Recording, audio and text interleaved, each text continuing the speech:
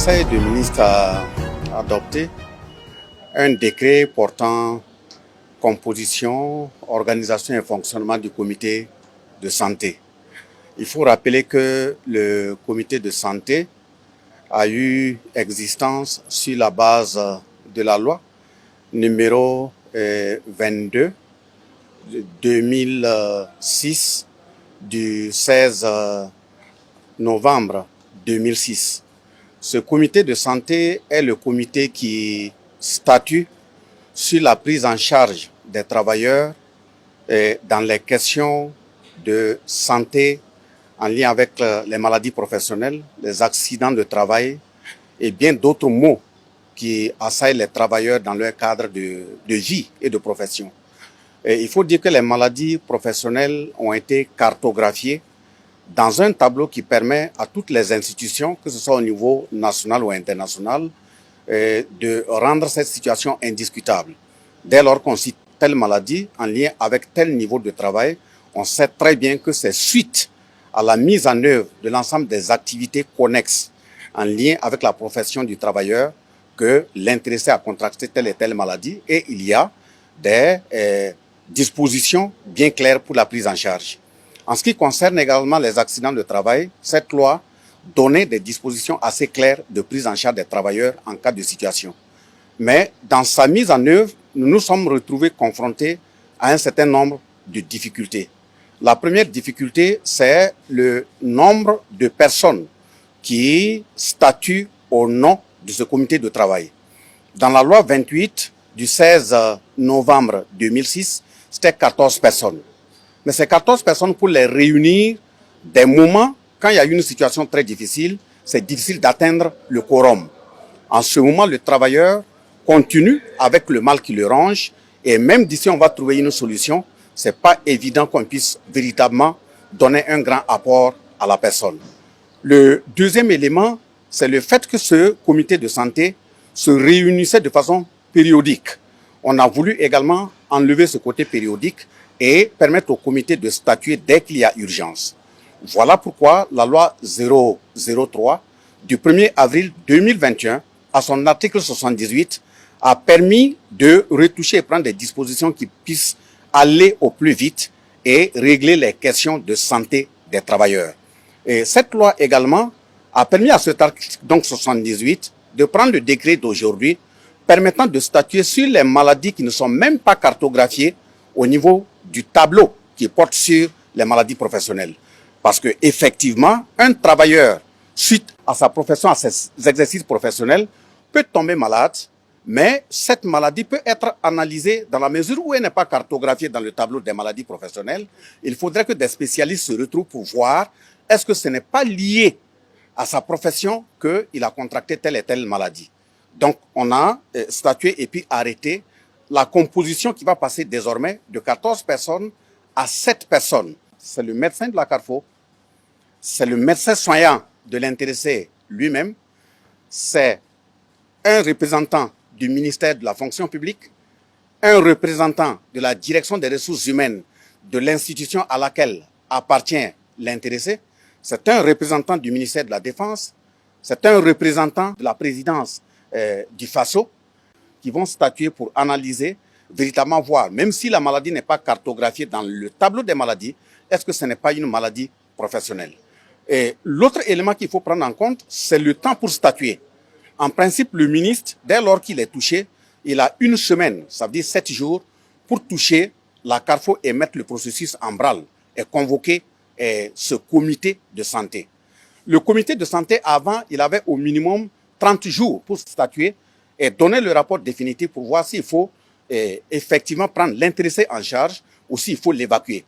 On a estimé qu'il y a des urgences également. Continuer de compter sur les 30 jours, c'est trop. Ça a été ramené à 10 jours. Si le ministre arrive à agir dans une semaine et que le comité est convoqué, il a 10 jours pour statuer afin de décider si c'est une maladie professionnelle connexe qui doit être prise en charge et si l'évacuation également doit être faite. Donc j'avoue que c'est un grand progrès parce que, comme nous l'avons toujours dit, la ressource humaine pour servir l'État est un capital assénédal. Donc tout ce qui officie dans ces administrations, dans ces institutions, l'État doit créer les conditions nécessaires pour que si une ressource humaine venait à contracter une maladie, qu'elle soit reconnue dans le tableau, ou une maladie jugée comme telle et dont le comité de santé a pu statuer, il faut porter des soins adéquats rapidement à cette personne. Et la dernière charge que ça enlève, c'est le fait que pendant que le comité de santé est en train de statuer, dès lors que ce n'est pas une maladie pour le moment reconnue, il appartient à l'agent lui-même de se prendre en charge. Nous savons très bien que les situations sont très difficiles et donc de ce point de vue, on ne peut pas continuer de permettre à des gens qui sont dans des situations, personnellement, ils n'ont pas les moyens nécessaires de faire face. En tout cas, ce décret vient pallier à cette situation en termes de réduction de délai. Et même si l'intéressé avait commencé déjà à se prendre en charge, si c'est officiellement reconnu, son argent est remboursé et l'État prend la suite. Donc voilà le contenu de ce décret qui vient d'être adopté, portant composition, fonctionnement du comité de santé au travail, qui est véritablement une avancée en termes d'acquis sur le corps social pour prendre en charge les travailleurs et officiers.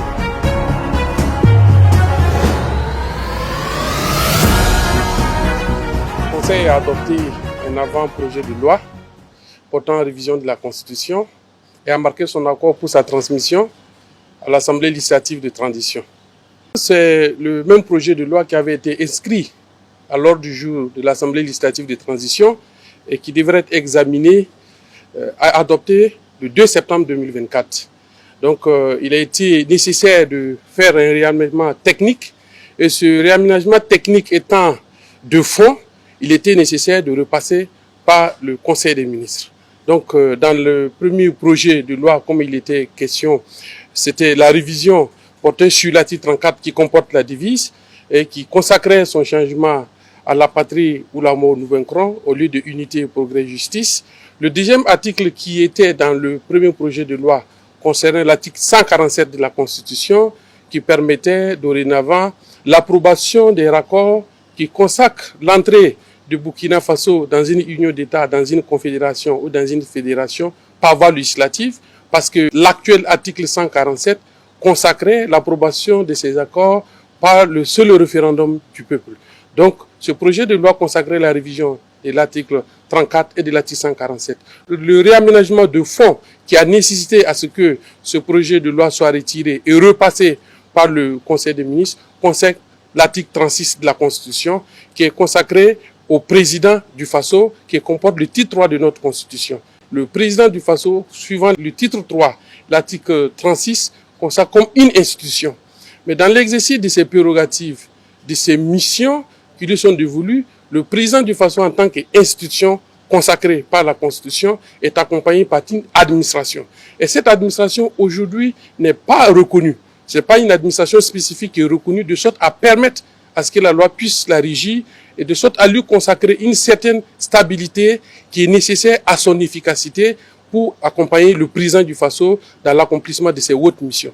Donc c'est ce réagement technique et de fond qui a nécessité que l'article 36 soit également relu et qui a prévalu au retrait du projet de loi pour être soumis de nouveau au Conseil des ministres qui a marqué son accord pour la modification de l'article 36 qui institue désormais auprès du président du Faso institution, la première institution du Faso, je dis bien le président du Faso, qui est une institution consacrée au titre 3 de notre Constitution, qui institue auprès du président du Faso une administration spécifique qui est chargée de l'accompagner dans l'accomplissement de ses missions et prérogatives qui lui sont dévolues par la Constitution. Voilà un peu le contenu de ce projet de loi dont le Conseil a marqué son accord pour sa transmission au Conseil, à l'Assemblée législative de transition pour examen et adoption.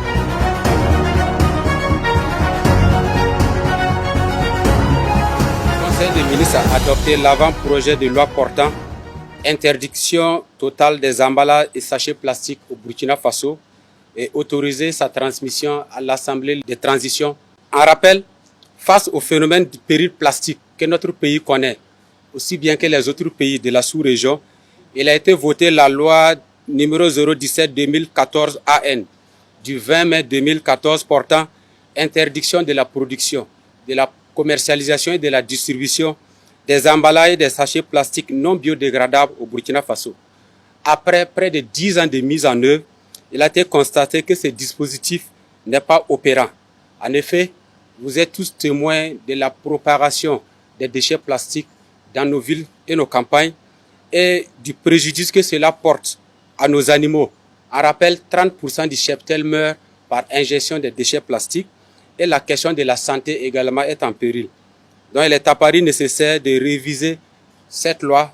C'est pourquoi aujourd'hui le Conseil des ministres a adopté l'avant-projet de loi qui prévoit l'interdiction totale des emballages et sachets en plastique avec néanmoins des dérogations. L'avant-projet de loi comporte les innovations suivantes.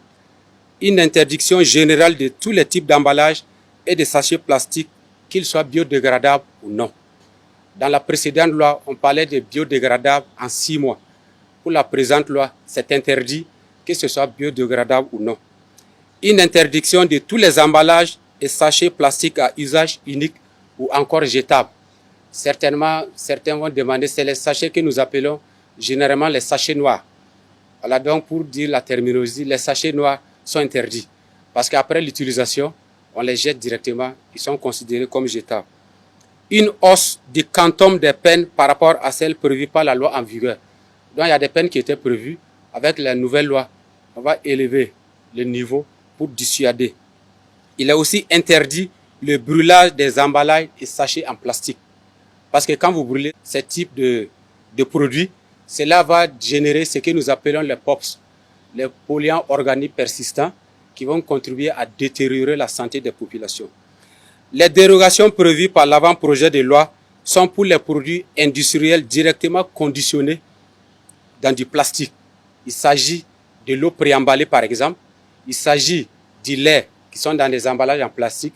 Donc ces types d'emballages sont autorisés pour conditionner les produits. Néanmoins, des dispositions sont prises pour que ces emballages qui sont autorisés, il y ait un traçage dans la gestion de ces déchets-là. Également pour la recherche et les questions de santé publique, les types d'emballages utilisés à ce niveau-là sont autorisés. En interdisant tout type d'emballage et sachets en plastique, il est mis en exergue la promotion des alternatives au plastique. Le Conseil des ministres a instruit pour que des dispositions soient prises et des accompagnements aux acteurs pour que les alternatives soient utilisées. Ces alternatives doivent être dans des matériaux bio. Nous avons déjà des matériaux bio dans notre pays. Il y a les faceaux d'Anfani, il y a le coco d'Onda, il y a les feuilles de rognier dans la région des Cascades et bien d'autres.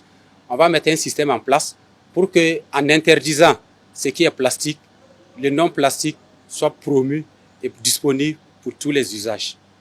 Un délai de 6 mois sera accordé à tous les acteurs pour se conformer à la présente loi dès que l'Assemblée législative de transition va l'adopter.